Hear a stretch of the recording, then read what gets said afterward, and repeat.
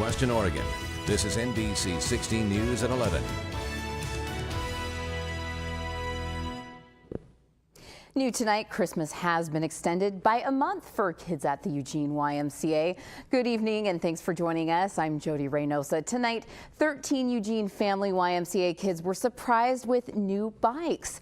Their new wheels were built by Fall Creek Farm and nursery managers from around the world in a team building event at their international managers meeting. Both organizations say they feel strongly about giving back to the community, and they understand the Y's reach and mission to support every child, particularly those in need.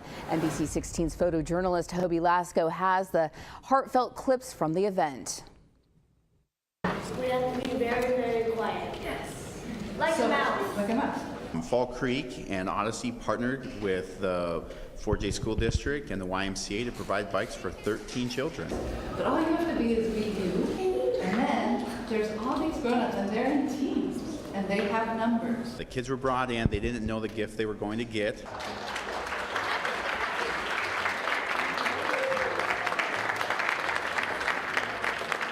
Guess who gets a brand new bike today? The cause is to bring confidence and determination to children. The bike represents independence in a wonderful way. And you said you were in what grade? Fourth grade. In fourth grade. Do you have a nice, safe place to ride? Do you like to ride bikes? We got a helmet and a lock and a backpack for them right up here, so that's good news. So many kids at this school struggle with confidence, and these children now have a whole new tool to help them grow. Hello, world. Hello, world. Thank you very much. Have a nice day, sir. Nice to meet you. Where are you guys going to go with your new bikes? Everywhere. I'm going to get McDonald's. My bike. It's the right thing to do for our kids, to help them get independence and learn to see the world. Oh, two, that was a 10.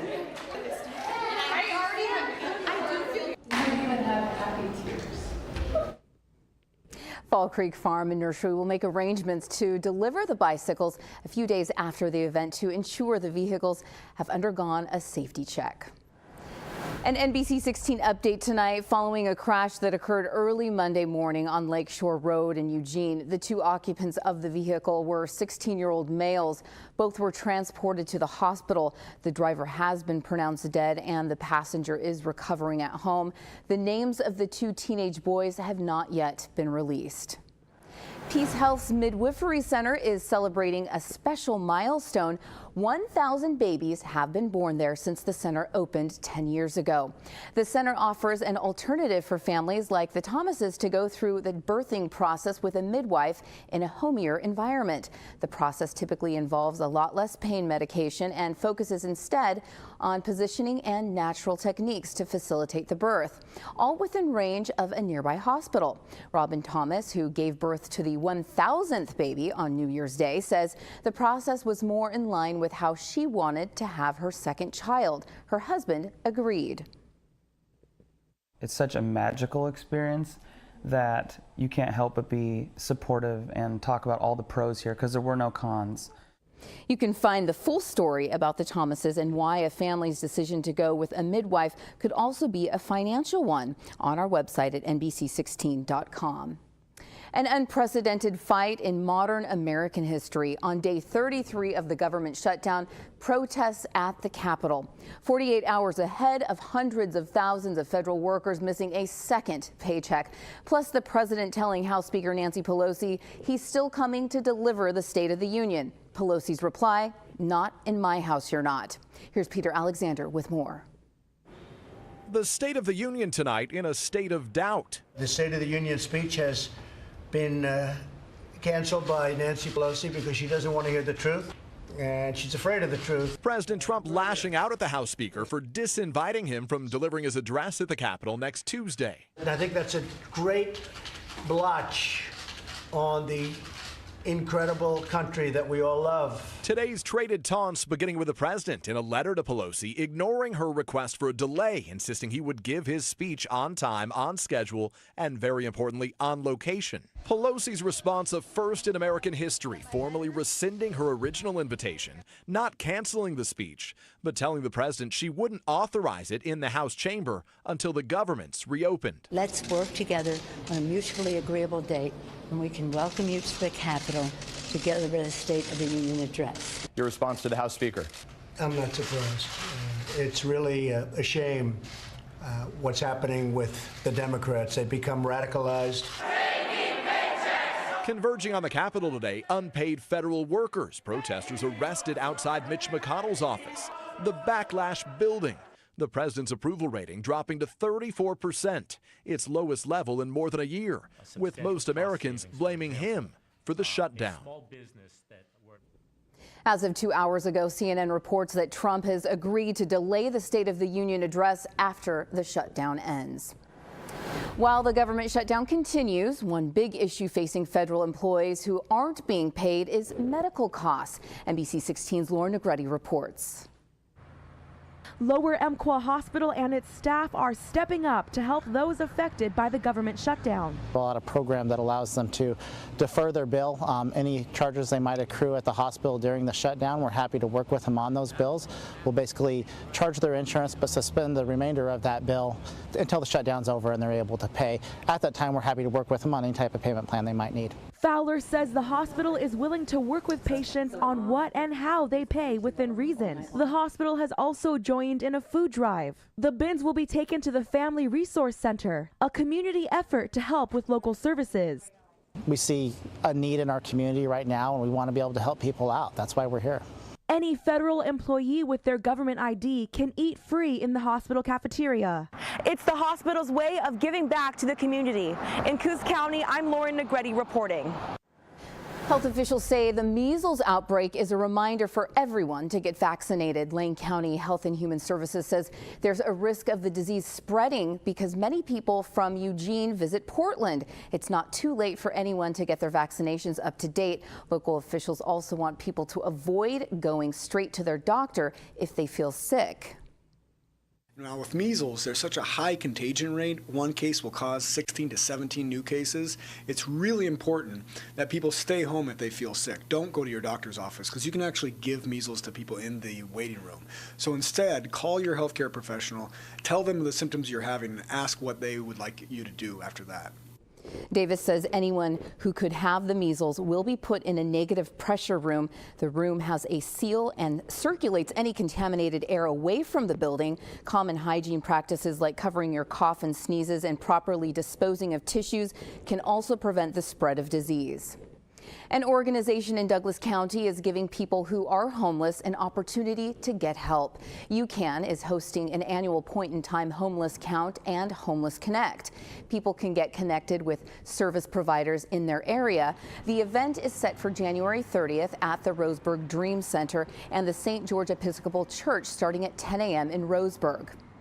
On to a first look at weather. NBC 16's chief meteorologist Carmen Rose joins us now in the Weather Center. It looks like we're looking forward to 50s and 60s in the coming days.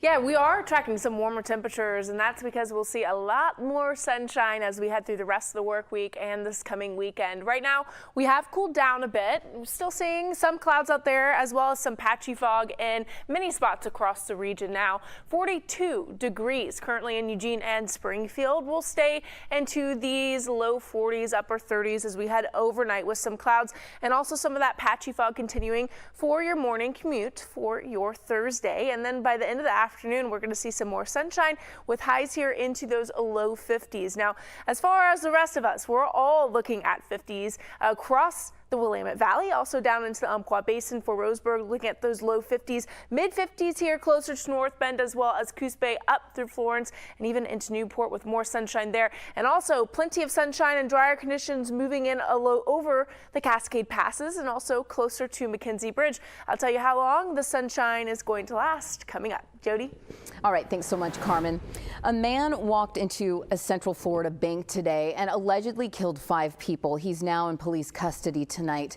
The 21-year-old is accused of opening fire at SunTrust Bank this afternoon in Sebring. Authorities say Zephan Xavier called dispatchers to let them know he had fired shots inside the building.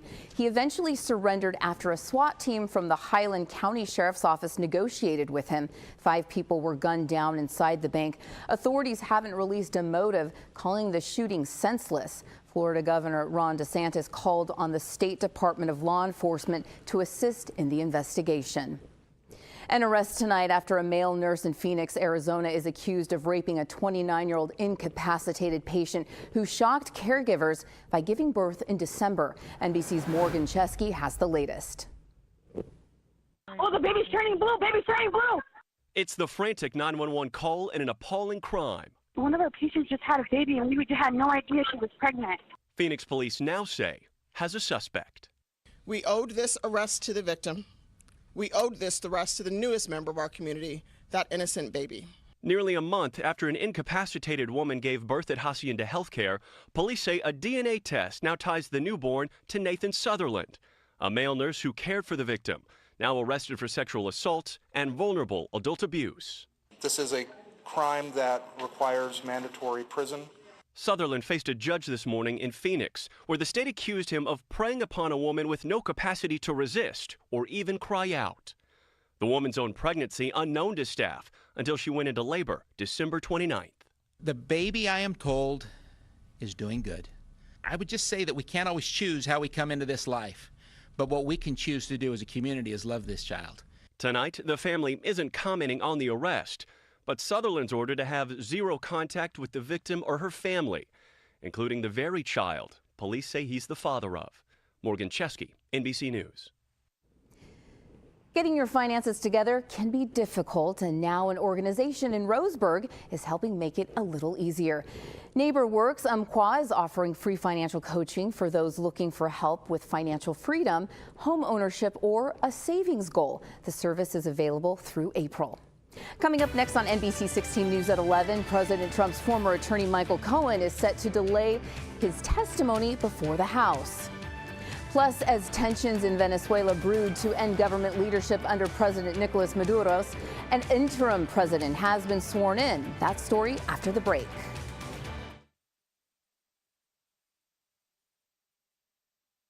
Is at 11.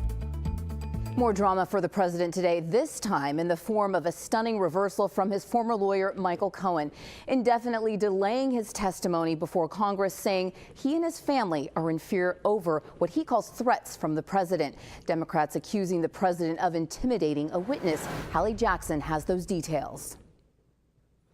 Michael Cohen doesn't want to talk to Congress as he'd planned in 2 weeks, but he may have to if lawmakers subpoena him. Cohen postponed his testimony today out of fear for his family, threatened, he says, by President Trump. The response? I would say he's been threatened by the truth. He's only been threatened by the truth. A source close to Cohen says he's especially concerned about the safety of his father-in-law and wife after references like these by the president, online and on camera. His father-in-law is a very rich guy, I hear. He should give information maybe on his father-in-law because that's the one that people want to look at. Did he make a deal to keep his wife out of trouble? MSNBC contributor Donnie Deutsch is a friend of Cohen's. And he was panicked. He was like, he's going after my father-in-law. Are my children next? Cohen's advisor hinting this might happen last week. Family is out of bounds. There's only one person in the country, one president in our history, that would threaten family as a tactic to make fear of somebody he calls a rat for telling the truth, and that's President Trump. The House Oversight and Intelligence Committees, led by Democrats, called efforts to intimidate witnesses textbook mob tactics that we condemn in the strongest terms. But, they added, Cohen not appearing at all was never an option. I have not decided exactly how we will go about it, but I promise you, we will hear from him. The possibility of a subpoena has been raised, or Cohen could reschedule, but time's ticking. Cohen heads to prison March 6th. Venezuelan opposition leader Juan Guaido took an oath, swearing himself in as the South American country's interim president today as Venezuelans marched to demand the end of socialist President Nicolas Maduro's government. Guaido won the backing of Washington and many Latin American nations. This prompted Maduro, who led the oil-rich nation since 2013, to break relations with the United States and give U.S. diplomats 72 hours to leave the country. But the United States rejected the move by Maduro to break diplomatic ties, saying it didn't think he had the authority to cut ties, and it would conduct relations with a government led by opposition leader Juan Guaido. Turning to weather now, NBC 16's chief meteorologist Carmen Rose is standing by for a look at what's coming up in your full forecast. Hey, Carmen. Hey, Jody. Well, we are tracking cooler nights but warmer afternoons and plenty of sunshine. I'll have your full forecast in just 2 minutes.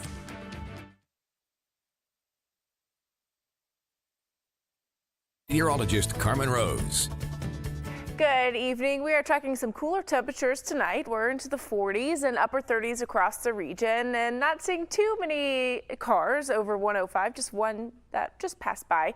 A rather quiet scene as far as the traffic goes, and it's going to be a quiet scene in your forecast as well. Now, we are starting to see some pockets of fog. Now, this is going to be very patchy, but visibility is already lowered to 2 miles. So where we are seeing that fog, it is dense. Also noticing some more of that patchy fog into Roseburg, and the densest fog right now here closer to North Bend with less than a mile of visibility there. So we'll continue to see the development of this fog as we head overnight into tomorrow morning. High pressure is building off the Pacific here, and that's what's going to move in over the Pacific Northwest, bringing us dry afternoons and foggy mornings very consistently here through the rest of your extended forecast. So our lows tonight, they're going to be into those upper 30s and low 40s across the region. A little bit warmer here over Coos Bay and North Bend into those mid 40s, low 40s for Roseburg with some fog there as well, which will continue through tomorrow morning. So by the time you're heading out the door by 8 a.m., we're looking at those upper 30s, a little bit cooler than what we dealt with this morning. And then we should see plenty of sunshine and a few clouds as we head throughout the rest of the afternoon tomorrow, and that will be basically a copy and paste forecast as we head into your Friday. So Thursday afternoon, everybody looking at those low 50s, 52 for Eugene, 51 for Cottage Grove, and close to that into Roseburg. Mid 50s here along the coast with plenty of sunshine there throughout the rest of tomorrow afternoon. Now, Eugene and Springfield, your 7-day forecast, it's a rather quiet and dry one, not tracking any more rain. In fact, chances are slim to none each and every day here through the rest of the week into the weekend, and really for the majority of next week as well. We will continue to see that fog develop each morning, and then we should see some more sunshine later in the afternoon, continue through the evenings. Only difference here is it will be slightly cooler for those mornings as we head into Monday and Tuesday, and that's the case with the coast as we see plenty of sunshine, dry conditions each and every afternoon.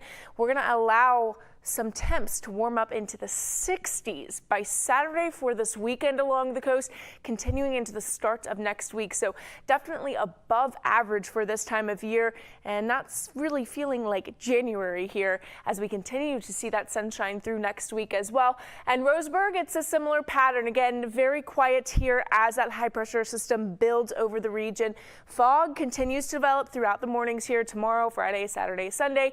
Maybe a little bit breezy Monday and Tuesday to stir that, but then we're going to see each afternoon dry, lots of sunshine, and a little bit of clouds out there. All right, well, the athletes are going to be happy with that sunshine. They're going to be able to go outside. And speaking of sports, you know, next in sports, Oregon softball loses another. Plus, Oregon tries to dethrone Washington in men's hoops. We'll hear from both teams next in sports. Stay with us.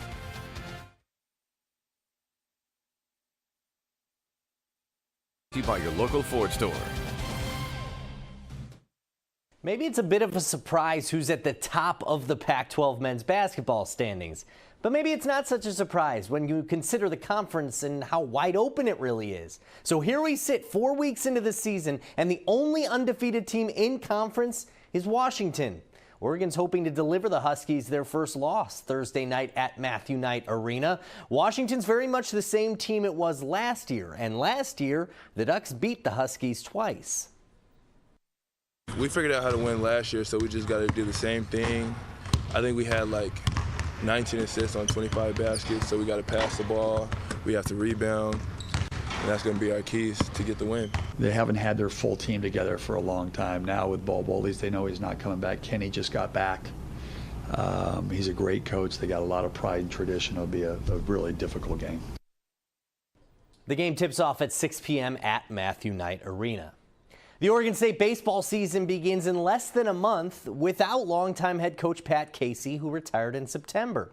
But Hayden Herrera explains why the Beavers are in comfortable and familiar hands. Filling the shoes of a legend. For Pat Bailey, his first visit with longtime Beavers head coach Pat Casey sparked more than a work relationship, but a friendship. We spent over an hour talking about building men of character and being in the man-building business. And I mean, philosophically, we're both very similar. In fact, the similarities between the two are remarkable. His wife's name is Susan Kay. My wife's name is Susan Kay. We're both Pats, and both of our wives grew up in the country.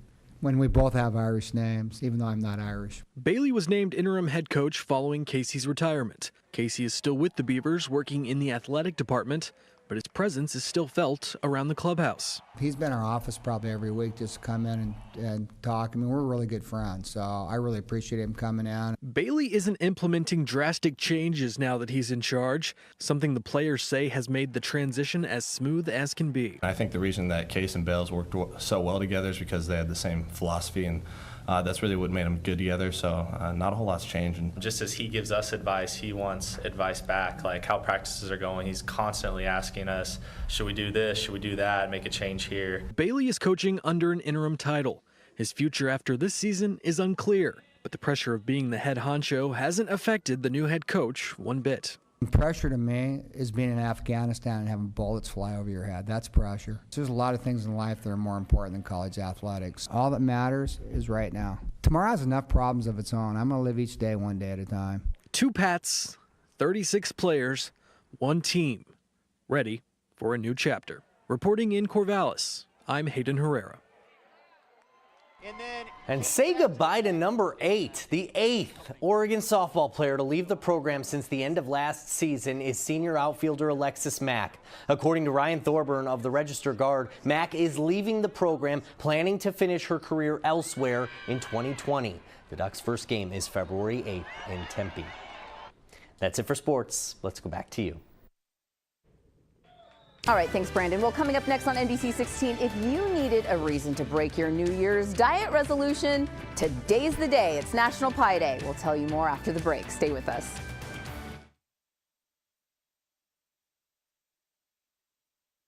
Better than a kick in the pants, it's more like a pie in the face. Yep, Wednesday is National Pie Day. If you've been good so far on your New Year's diet resolutions, this could be your cheat day. NationalToday.com says it's, quote, a wonderful reminder of America's pie heritage, an expression of the country's love affair with pies. Here are some ways to celebrate. Host a pie party. Listen to the song Cherry Pie by 80s hairband Warrant. Post your pie creations or check out other pie lovers' creations at the hashtag National Pie Day. Some businesses are offering free and discounted slices of pie on National Pie Day. You can find a list at nationaldaycalendar.com. All right, Carmen, so what's your favorite pie? Cherry pie. Oh, just like the song Warrant had in the 80s. I know, not exactly like the song, but I do like cherry pie. All right, mine's Marionberry. Marionberry, that's a good one. Yes. Well, thanks for watching NBC 16 at 11. The Tonight Show starring Jimmy Fallon is next.